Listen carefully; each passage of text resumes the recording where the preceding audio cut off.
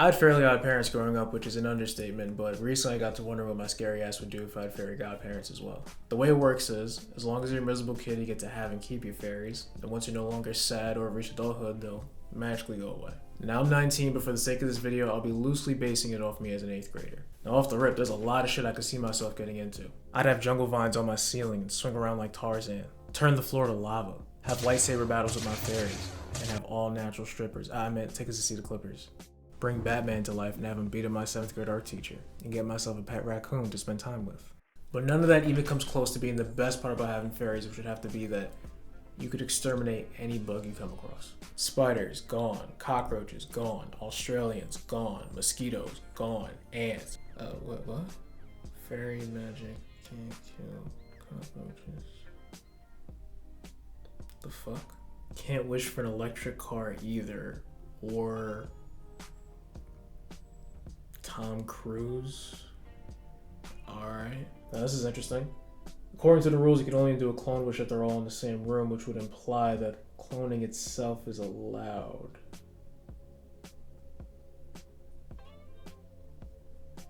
I think it's best if we just skip this and move on to the next best part, which would probably be the fact that I don't gotta eat school lunch anymore. Fuck you, Michelle. And since I always used to skip breakfast in the morning, that means this menu would hit even harder.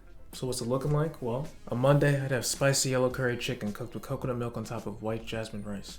Then on Tuesday, I'd have to go for a lamb over rice with white sauce and hot sauce and just lettuce for the salad. Tomatoes are nasty. On Wednesday, a bacon, egg, and cheese with hot sauce and a hash brown in between. Before you hop on dick, try it first, okay? Munching on to Thursday, I'd keep things simple and light with a nice chicken Caesar salad drizzled in French dressing. And lastly, I'd close off the week with a pepperoni stromboli that has a moderate garlic butter brushing of the crust baked to a temperature where it's more soft than it is crunchy. And I would pair all of these meals up with a pure leaf iced tea to help me get through the day. The best part is I won't even gain weight. I'll just have my fairies make me jacked as fuck. What you gonna do about it? Now growing up, I never had a babysitter, nor was I allowed to stay home alone, which meant I was forced to tag along to a lot of shit that I didn't want to, and hiking made me wish I had one. But if I had Vicky,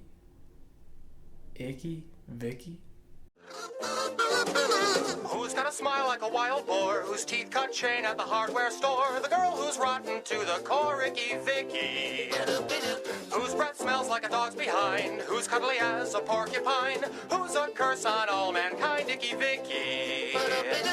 Who's the meanest girl in town, who turns smiles into frowns, the biggest dragon in Chinatown, Icky Vicky. Her character was insane, man. Terrorizing this little 10-year-old boy for her own sick sadistic amusement. She was my babysitter, I wouldn't let any of that shit slide. A white woman bullying a black adolescent? I gotta defend myself.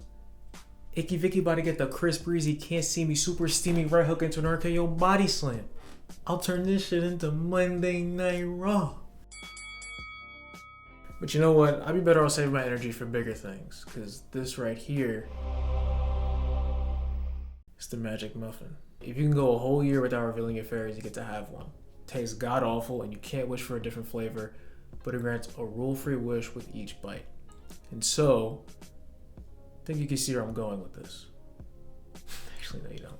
Now obviously there are a lot of selfish rules I can break, including the ones I mentioned earlier, but for something like this, I need to think bigger. With something like this, I could take down some of society's greatest threats, such as October's very own Aubrey Graham, the biggest phony on planet Earth.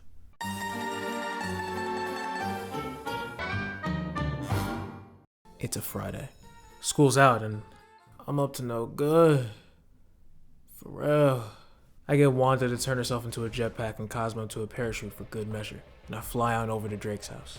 I touch down and then have him cut the security cameras. Then I sneak in and walk up to Drake's room.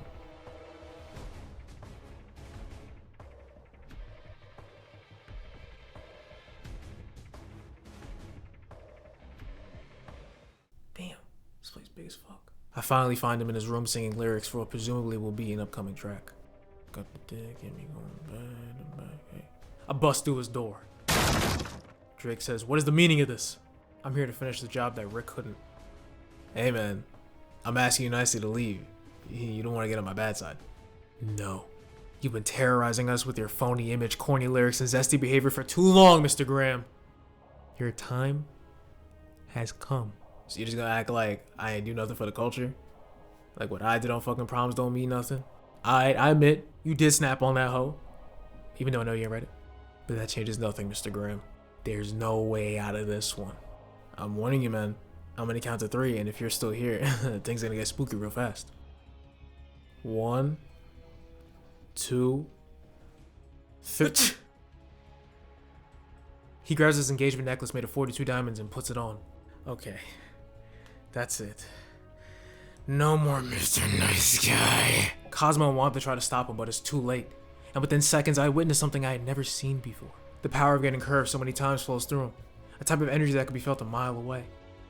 10-year-old mortal's power is stunning, frightening, disarming. But I remain where I stand, calm and collected. Why?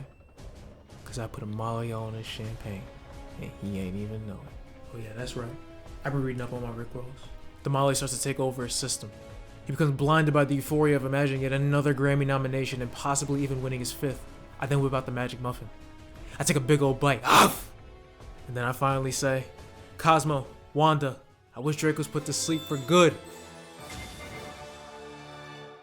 He starts to return back to his normal zesty self, and within seconds is passed out on the floor. Me, me, me, me, me, me, me. He says as he enjoys his deep sleep. So what are you gonna do now, sport? Wanda says. Go home, I reply. Right after I raid this joint. So I guess it's more like, if you're drinking this, it's too late. Huh, Wanda? Oh, Cosmo, what a time to be alive. You get it?